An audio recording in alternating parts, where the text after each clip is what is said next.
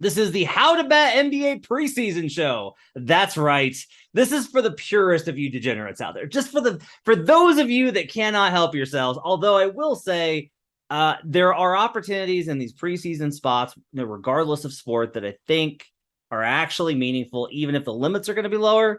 If you just really want to bet these spots, I think there actually are some mechanisms. Ron and I are going to talk about that, as well as Ross going to give us a little bit of insight into some of his futures that he likes this season. Make sure to check Raheem Palmer over at the Ringer Gambling podcast. So, Ringer Gambling Show.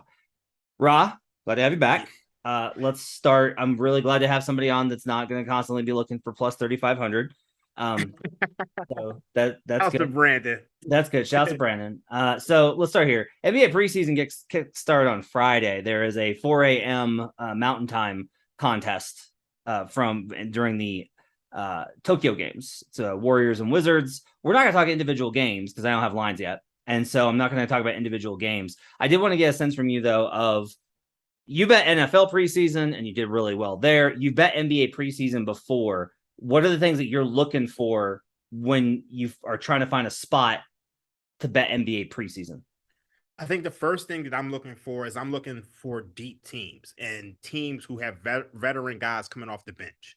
So you take a team like the Los Angeles Clippers. So I give you an example. Last year, they had Terrence Mann, Luke Kennard, Amir Coffey coming off the bench against the Nuggets young players. And, you could bet that pregame, but then you could bet that live and you're at you have a huge advantage in spots like that. So like you're looking at those teams who have deeper veterans who are just coming off the bench and they're playing them against, the opposing teams, young guys, you're really in a good position. You could say the same for, it was a team like the Celtics last year. Like they had Langford, Canner, Neesmith, Pritchard, and Jay Rich coming off the bench against, the Magic's third best team. So I'm looking for spots like that live. I think you could also look to underdogs. Like when you look at, I think Joe Dallaire actually wrote an article at the Action Network last year where he talked about how well underdogs perform. And I think, just last year, I think if you include everything, I think it was 90 and 67, about 57%. So you really want to look for underdogs because, look, laying points in the preseason isn't the best. And then I also think you can kind of look towards certain coaches. There's certain coaches who care more about preseason. So that's some of the things that I'm looking for. Yeah, so you touched on a number of things I think they're interesting in there. So some of this does require a real, like, you need to follow the news and the information. And if you're listening to this podcast, there's a good chance you're on Twitter. If you're on Twitter, you will be able to catch little pieces from whatever the team is. Like, find their beat writers, track them down on Twitter and get a sense for if the coach has said something in the recent days about what the expectation is for a game. Whether it's, we're going to play Dame first quarter probably, and that's going to be it. Or, we're going to try and get Dame a good run here, probably 24 minutes going into this thing. And that helps you see, because if it's the opposite and it's like, we're probably going to go light. He'll play a few minutes first quarter and probably second quarter, but I want to get a look at some of the deeper guys, some of the other guys. You can then evaluate based off of, where those guys are at. And like, look, we also hit us on Twitter. I think that's a fair thing. You can ask me on Twitter about kind of an estimation of the back end of these rotations. The biggest thing I kind of look at is how many NBA players do you have? And by that, I kind of define it as in 3 years, how many of these guys at the end of the bench are, or, basically 8 through 15, how many of those guys are still going to be in the league in 3 years, right? Mm-hmm. I think a good spot, like, it seems too obvious, and this is probably going to get baked in because they're such a hype team in terms of their depth.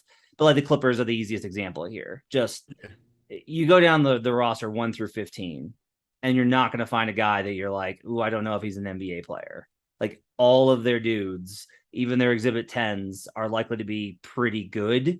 And they're going to want to get some of those guys minutes. Like maybe Nick Batum doesn't play. But like Norman Powell's going for, he's made it clear he wants the starting shooting guard spot. And it's not confirmed for him. So that's a good thing to look at. Like, all right, if Norman Powell isn't, if you're playing props, I think Norman Powell props are one to look at.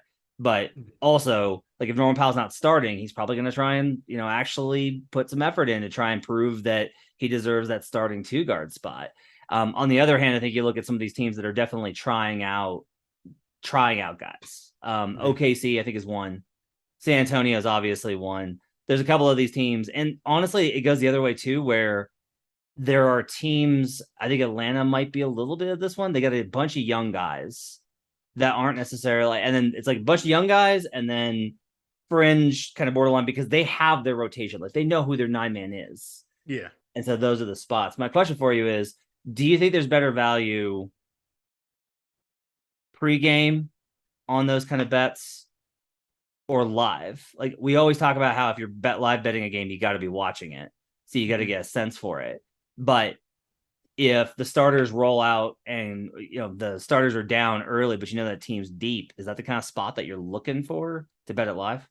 Oh yeah, without a doubt. I mean, like I've had so many of those spots last year. It's almost unfair that they allow you to bet live. I've seen teams go up 10 points and then like empty their bench.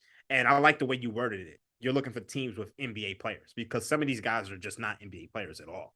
So, and you'll see it like very clearly in some of these fourth quarters where, they empty the benches and then, the game completely turns on its head. So I'm definitely looking for spots like that live. I think that's probably your biggest edge when it comes to preseason. But I do think, there's certain teams where maybe you want to get out of ahead of it and actually play the pregame. So I think it's a pick and choose thing, and it's a matter of really just putting the work in and watching these games night in and night out.